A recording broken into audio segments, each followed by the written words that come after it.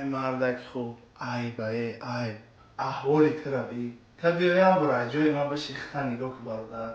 ای بای تو پیش مسکو آمدن چیوا داده بودی، مادر تبرده دادی و چجان همینجا من میرم مردک زور میشم، با ناموس میشم، کار میکنم، موتیواسیا این خیر او خیر. ای برادر زن فرزند در قلم دیل نمیسوزم. ای براتن یوشیم همش میشوه ولی براتن رسپیت میکنیم هم از صفرویجه توبیه همه.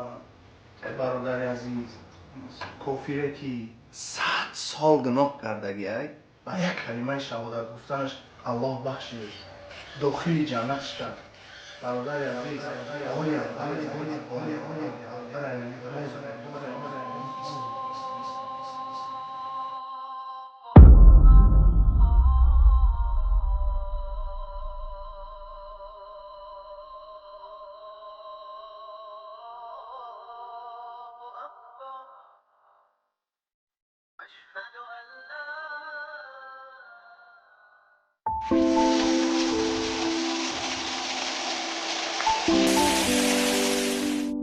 خدایا اگر تو مرا ببخشی کی هست که به تو گوید که مرا نبخش؟